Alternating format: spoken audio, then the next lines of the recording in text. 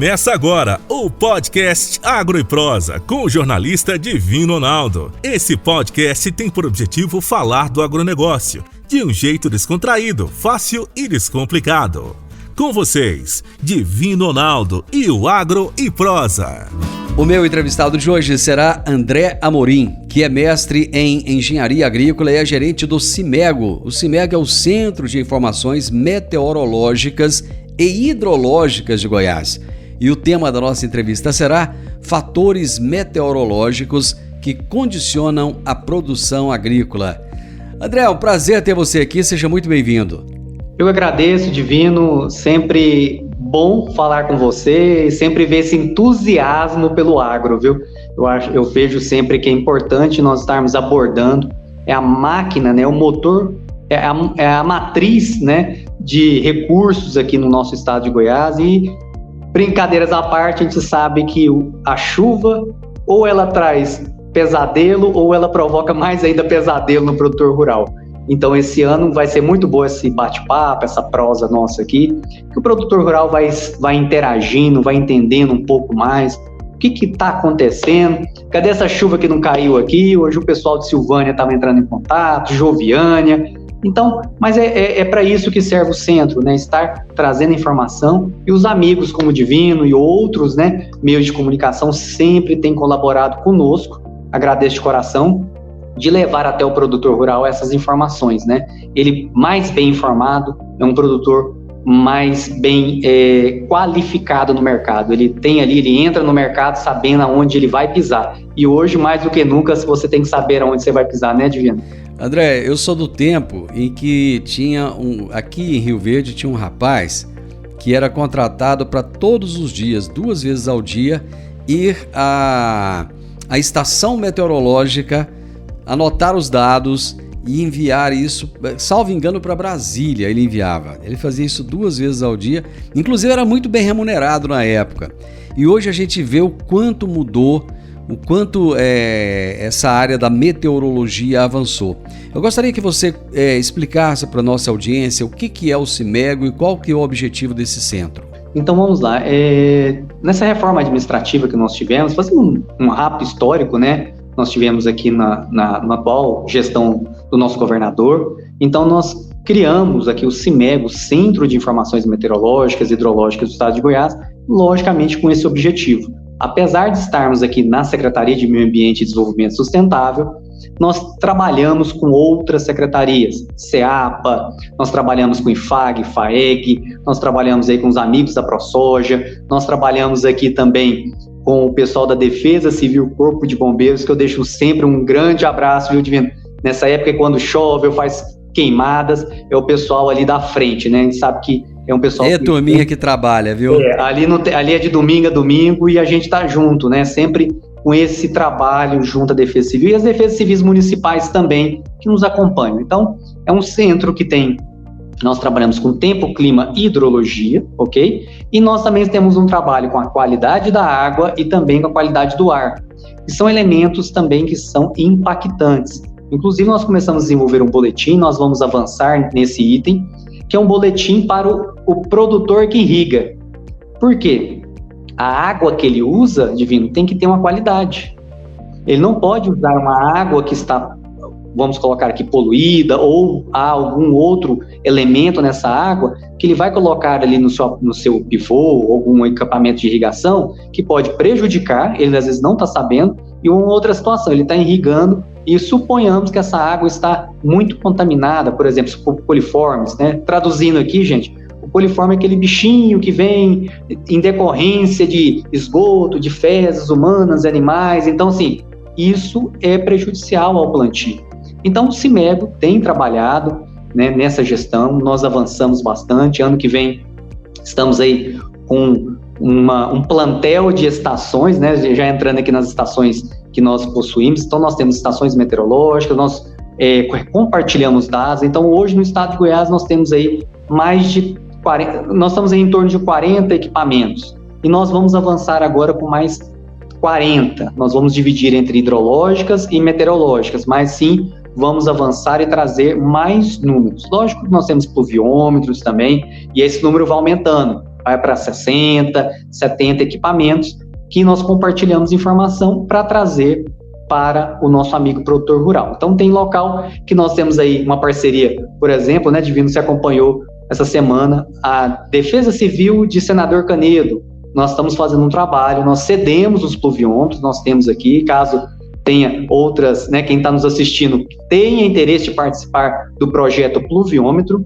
Então, o que o pluviômetro faz? Nós temos um equipamento oficial que dá uma resposta oficial, ele é calibrado, mas ele é mecânico. Nós precisamos que a pessoa faça a leitura e envie a informação digitalmente. Então, eu falo digital porque ele vai entrar no celular dele, vai digitar o que aconteceu em 24 horas e vai cair num painel na internet. Então, lá você vai estar acompanhando o seu pluviômetro e os pluviômetros dos demais. Tem gente que realmente... Isso todos os dias? Todos os dias tem que fazer isso. Agora, nós temos equipamentos eletrônicos que são mais caros, assim, há uma robustez, que ele emite informação de hora em hora, Divino. Aí é diferente. Mas o projeto do pluviômetro envolve até a questão das escolas municipais.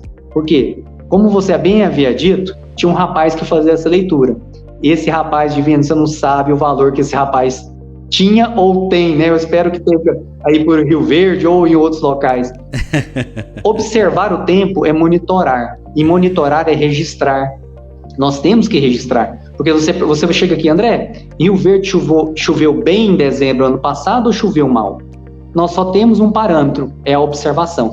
E essas crianças, aprendendo hoje a importância dos equipamentos de monitoramento, e vai passar para os adultos, nós sabemos disso, e sei que muitos adultos gostam disso, muitos fazendeiros ligam que, eu tenho um aparelho, eu tenho um equipamento, né, eles ficam todos empolgados, querendo dividir as informações, é muito importante. Por quê?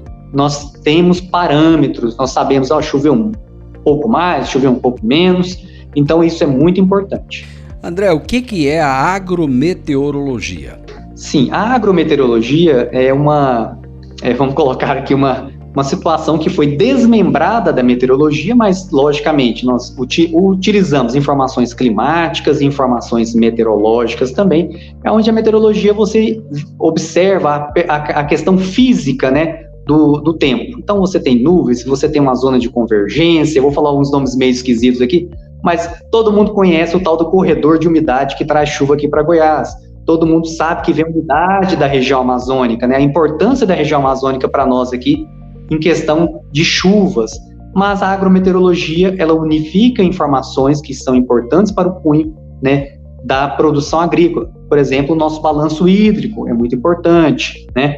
Então, o produtor, ele tem ferramentas no nosso site, dentro do site do CIMEGO. Nós temos lá, aproveitando aqui, fazendo o gancho, tem previsões para 15 dias, para todos os municípios, tem previsão climática para 2 meses, apesar que nós temos aqui dentro, né, para 6 meses, a gente libera aos poucos, porque nós vamos avaliando, mas quando ele precisa, nós projetamos 6 meses. Então, todos os dias nós temos uma rodada. E rodamos em modelos próprios, são os primeiros modelos aqui do estado de Goiás, que rodam no data center do estado. Então, todos os dias ele está trazendo novas informações e projetando ao tempo os 15 dias. Por que 15 dias, Divino? Porque a intenção é que ajude o produtor rural, ou ajude, eu até brinco aqui, viu, que o CIMEGO, ele trata de casamento até produtor rural. Então, por quê? Porque as pessoas querem se planejar. Vai chover? Vou ter um evento? Divino, André, vou fazer uma festa, será que vai chover? Então as pessoas começam a se planejar, começam a se afeiçoar às informações, e isso vai buscando. Nós temos empresas parceiras aqui, cerimonial. Lá da cidade de Goiás, tem uma amiga lá chamada Janaína, ela usa muitas informações para o espaço dela, porque ela se programa de acordo com a previsão. E ela fala assim, André, isso nos poupa tempo e também nos poupa da noiva ficar muito nervosa, o noivo ficar nervoso e a coisa desandar. Com certeza. Então, realmente, é importante o produtor rural entrar naquela linha. Seja o pequeno, seja o médio, seja o grande, o CIMEGO está aqui para apoiar. E nós temos, assim, planejamento. Ele tem que planejar, ele tem que saber o que está acontecendo, vai acontecer mesmo, isso está me prejudicando. Então, assim, nós temos toda essa linha de trabalho e produtos agro. Nós temos desde o conforto animal, a chuva, balanço hídrico. Então, assim, vários produtos que ele pode se esbanjar lá no site do CIMEGO, lá, de muita informação. Lembrando, você não precisa pagar nada, você não precisa nem fazer cadastro, simplesmente entrar no site. André, com quanto tempo de antecedência, você até chegou a citar isso ainda há pouco, com quanto tempo de antecedência dá para se prever as condições de clima e com qual percentual de assertividade? Eu imagino que quanto mais longe, menos é essa assertividade, ou não? Sim, Divino, você está certinho. A ideia de colocar 15 dias é para que a pessoa possa olhar para frente e falar assim, não, peraí, eu vou me programar, então eu vou começar a observar. A melhor previsão é dentro de 3 a 5 dias, você tem uma acertabilidade alta, nós estamos aí falando de índices de 90% acima. Lógico que a partir do momento que você vai andando no tempo e no espaço, você vai caminhando, 7 dias, 15 dias, se tornam tendências. Mas as tendências ajudam você a diagnosticar alguma situação. Por exemplo, tem gente que pergunta, plantei hoje, vai chover dia 20? Ele já está perguntando lá na frente. Então, porque a soja, em uma situação que ele fez o plantio, ainda aguenta alguns dias. Então, ele já quer saber se lá vai ter uma frente fria. Por exemplo, para essa próxima semana, nós teremos uma frente fria. O produtor já está esperando essa frente fria chegar aqui no estado de Goiás e trazer chuvas. Então, realmente, é interessante, sim, e, logicamente, vai afastando, vai diminuindo a acertabilidade. Mas, mesmo longe, nós temos um grau de confiança, porque começa a te dar sinais. O importante é você observar e você falar assim, ali ainda vai acontecer alguma coisa, tem nebulosidade, tem algo que está se armando ali para frente. Então, assim, por mais que caia a resolução, que às vezes a gente fala assim, acertabilidade do volume de chuva, ainda conseguimos, sim, ainda ter um diagnóstico melhor, sabe? A gente planeja melhor. Você falou da questão da frente fria. Eu não sei se é uma impressão minha, mas parece que do ano passado para cá, nós temos tido mais condições de frio, comparado a anos anteriores. Eu lembro, por exemplo, lá na década de 80, era muito comum nós termos frio ali nos meses de junho e julho. Tinha muita geada. Depois parece que isso foi parando, não foi tendo mais tanto assim. Mas do ano passado para cá, vira e mexe, tem frio. Nós estamos tendo condições atípicas do clima? O Laninha, aí vamos falar de uma garota levada, né? A gente brinca assim, a famosa Laninha. Gente, o que é esse tal de Laninha? Eu tento entender, mas não entendo. Meus queridos, o Laninha é o resfriamento das águas do Pacífico Equatorial, muito longe daqui, mas influencia no globo inteiro. O que ele faz? Ele muda, assim, a grosso modo, né, bem didaticamente, ele muda a direção dos ventos. Então, você imagina o ventilador ligado contra você ou o ventilador ligado passando próximo a você. Então, são situações diferentes. Só dando um exemplo bem trazendo para a nossa realidade. Certo. Então, o que ele faz? Esse ano nós tivemos Laninha, ano passado nós tivemos também. André, mas Laninha são todos iguais? Não. Ele tem, sim, as suas características. Ele, por si só, já traz um movimento atípico. E dentro do seu movimento atípico, nós temos as consequências.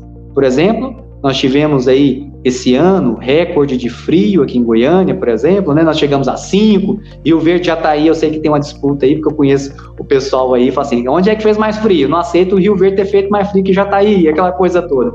E Jataí? Jataí faz mais frio do que aqui, sempre. Faz. Mas assim, gente, frio para todo mundo. Aqui o negócio nosso é agradar o cliente, né? A gente brinca assim dessa maneira, mas os amigos entendem. Então, o Jataí realmente ele tem uma condição, uma posição geográfica, uma condição diferenciada. Ele está mais na ponta, né? Já entrando ali no Mato Grosso. Então, isso propicia que a nossa Campos do Jordão Goiana possa ir, Jataí, Rio Verde, ter as temperaturas mais baixas aí. Então, nós estamos com Laninha, e Laninha propicia entradas de massa de ar polar.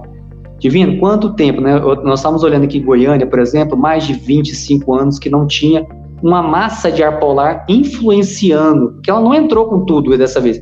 Em maio, nós tivemos, sim, prognósticos. Esse prognóstico nós trabalhamos com a Defesa Civil, foi muito interessante, os produtores rurais também, o pessoal da SEAPA, o pessoal da FAEG, avisa, mas assim, tem coisas que não dá para tirar do lugar. A lavoura não tem como movimentar de um lugar para o outro. Então, realmente, os nossos mapas de geada mostravam a geada chegando aqui no estado de Goiás. Nós temos, sim, um mapa de risco de geada. é um produto agro para o produtor rural e ele tem havido uma boa resposta, uma boa resolução dele, avisando, vai ter geada, e alguns até me recorda aqui uma senhora de Anápolis, que eu estive lá na propriedade dela, e ela questionando, eu não acreditei porque fazia tantos anos, e realmente, como você havia colocado, muitos anos, mas o Laninha tem dessas surpresas que eu te falo assim, ano passado a chuva era Laninha, mas começou em setembro e foi muito bem, né? Muito bem, obrigado. E esse ano nós estamos aí com produtores ainda plantando em pleno novembro. Pois é, aí entra uma dúvida. Se está fazendo mais frio do que no passado, fala-se muito das mudanças climáticas. O planeta realmente está ficando mais quente, André? Eu vou falar de algumas controvérsias sobre o tema. Eu sei que os posicionamentos sobre esse tema têm provocado uma discussão e às vezes ela fica acalorada. Eu gosto de tratar, Divino, esse tema, mudanças, eu gosto de trabalhar como variabilidade. Por quê? Nós sabemos que durante os ciclos que a própria Terra teve, nós tivemos ciclos que tiveram muitas chuvas excelentes, seca, chuvas boas, seca. Então, nós temos ciclos. Logicamente, que o ser humano ele consegue sim interferir, né? Nós sabemos aqui nas cidades, nós ocupamos uma cidade, aí chove muito, alaga tudo, mas por quê? Nós impermeabilizamos a cidade, né? Às vezes na parte rural, algo que nós tínhamos antigamente, o pessoal acabou, por conta de algumas técnicas, abandonando, mas o pessoal está voltando, é o terraceamento, a curva de nível. Aí o pessoal falou assim, opa, isso aqui para a água da chuva, ele retém a água da minha propriedade. Então eu gosto de trabalhar com o tema variabilidade, que envolve vários fatores, desde sociais e também os antrópicos, né? E os ciclos que a Terra passa também. Então nós estamos em uma situação, por exemplo, nós temos uma ferramenta chamada Monitor de Secas, aqui no Cimergo, em parceria com a Agência Nacional de Águas, onde faz uma avaliação que para nós sempre trouxe preocupação. Então, de 2020 para cá, nós estamos monitorando. A parte centro-sul do estado de Goiás tem demonstrado um aspecto de seca, e isso tem nos trazido preocupação. Mas seca? O que é isso, André? Seca é lá no nordeste do país, eu sempre ouvi de lá. Mas essa seca que nós falamos é aquela seca que acelera e desacelera. Essa que você começa a notar que está chovendo menos e o tempo está ficando mais quente. Então, há fatores e isso sempre tem que ser estudado, avaliado, mas a gente não pode fazer, eu não gosto de fazer isso, né? A gente pegar e apontar para um determinado grupo e falar, você é culpado disso ou você é culpado daquilo. Somos todos nós que estamos morando no planeta que temos que cuidar dele. Então, assim, cuidar do planeta bem é a nossa parte. Eu sei que o produtor tem cuidado, porque ele vive da terra.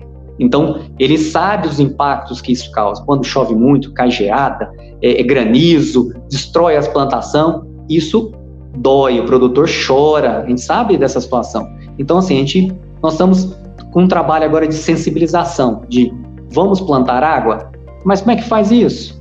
Fazendo curva de nível, terraceamento, vamos cuidar dos córregos, porque estrategicamente, Divino, nós temos que pensar de maneira estratégica. Nós vamos passar por situações adversas, por exemplo, seca, chuva demais, nós vamos passar. O importante é que nós tenhamos consciência de como vamos passar e quais as estratégias nós vamos adotar diante dessa variabilidade climática, que pode estar chovendo muito aqui no Brasil e fazendo uma seca lá na Europa, como aconteceu. A Europa está passando, o produtor europeu está passando um aperto danado, o americano também, um aperto danado por conta de seca.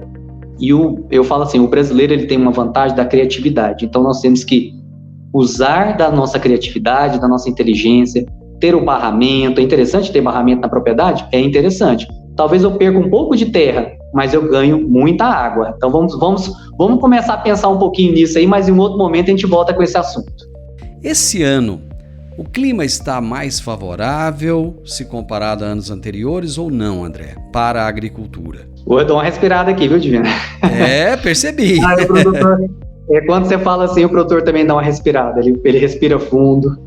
Então, o que acontece? O Laninha, ele traz essa situação de uma situação atípica. Os modelos climáticos demonstram chuvas na parte centro-norte mais volumosas. Por exemplo, nós tivemos chuvas das 3 da manhã às 9, das 3 da madrugada às 9 da manhã, num dia só em Porongatu, de 117 milímetros. Uma chuva intensa, que pode ocasionar problemas. Cavalcante, Niquelândia, teve uma chuva, o pessoal ficou ilhado. Inclusive, nós estamos com aquele projeto, né, Nordeste Solidário, para ter um atendimento mais assim, dedicado àquele pessoal ali, porque a gente sabe que quando aconteceu ano passado, foi uma situação bem drástica ali. Graças a Deus não morreu ninguém, mas as perdas ficam, né? Assim, a lavoura perdeu, teve gente que perdeu o gado rodou na chuva, na enxurrada, quando o alagamento aconteceu, o rio transbordou, as coisas se perderam, mas um trabalho belíssimo está sendo feito para que esse ano vamos minimizar os efeitos. Então, respondendo a sua pergunta, sim, esse ano, um ano atípico de Laninha, as chuvas estão muito irregulares, e isso tem tirado o sono do nosso produtor rural. Ele acorda, uma semana faz chuva, 3 dias faz chuva, aí depois passa 5 sem chuva, ele fala assim, aí não tem que entrar num acordo aí, né? E o pessoal brinca, realmente, mas são situações do Laninha. Então nós temos assim um posicionamento mais a centro-norte, o sul do país vai passar pelo 4º ano consecutivo, sul, Rio Grande do Sul, Santa Catarina, Paraná, sul ali, centro-sul de São Paulo, centro-sul do Mato Grosso do Sul, vai passar por uma situação de chuvas abaixo da média, com problemas, e realmente para eles vai ser como se a situação vai ficar pior. Mas para nós aqui a gente ainda vai driblando a situação, apesar de estar ruim, mas vamos driblando a situação da chuva. Você havia dito anteriormente que dá para se ter uma boa ideia aí de 7 a 15 dias, mas vamos tentar projetar isso um pouco mais. Lá na época da colheita, é possível prever se nós teremos chuvas ou estiagem na época da colheita da soja? Hoje, o que nós temos, né, o que é de mais moderno, é um mapa que nós chamamos de anomalia de chuvas. Então, falar assim, eu vou falar para você que vai chover 150 milímetros em Rio Verde em março. É um chute, não tem previsão que faça isso. Então, o que hoje é colocado são prognósticos, tendências, né? Em março chove cerca de 220 milímetros, um exemplo.